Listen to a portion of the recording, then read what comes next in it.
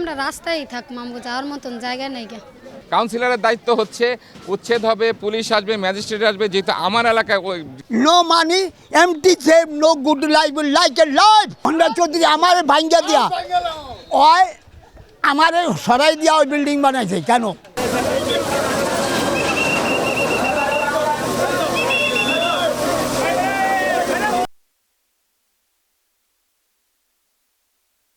খালের জায়গায় কোনো কিছু রাখা নিয়ম নেই।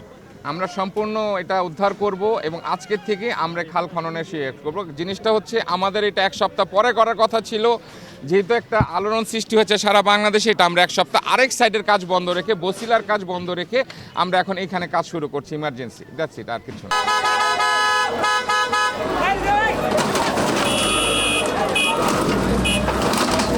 দেখেন, এইটা একমাত্র সম্পত্তি বিভাগ বলতে পারবে, কারণ আমাদের কতটুকু জায়গা আমাদের আছে সেটা সম্পত্তি বিভাগ হিসাব করে সেটা সে জানাতে পারবে। এটা কাউন্সিলরের আওতার ভিতর পড়ে না যে কতটুকু জায়গা। কাউন্সিলরের দায়িত্ব হচ্ছে উচ্ছেদ হবে, পুলিশ আসবে, ম্যাজিস্ট্রেট আসবে, যেহেতু আমার এলাকায় ওই ঘটনাটা ঘটছে আমাকে সেখানে উপস্থিত থাকতে হবে। ধন্যবাদ।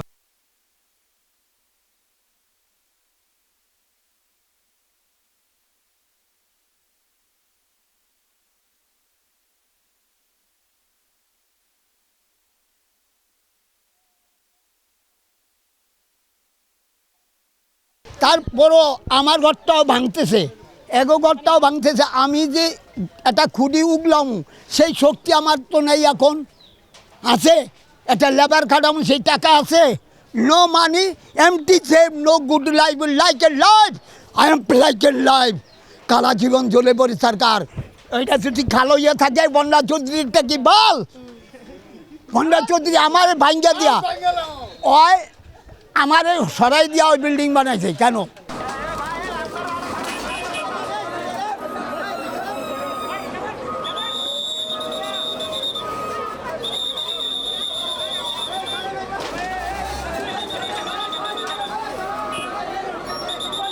আমাকে তো মানুষের থার সম্ভব না যে এত টাকা রুম ভাড়া থাকলে, কারণ আমার স্বামী নাই গিয়ে, আমার স্বামী নেই, আমরা অসহায় লোক, আমরা বাসা বাড়ি গাছ খেতে পাইলে খাই না, আমরা না খাইতেই।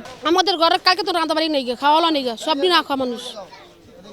মানে আমরা চাই আমাকে একটু মাথা পাইতে থাকার জায়গা একটু যোগ্যতা দিতে লিগিয়ে।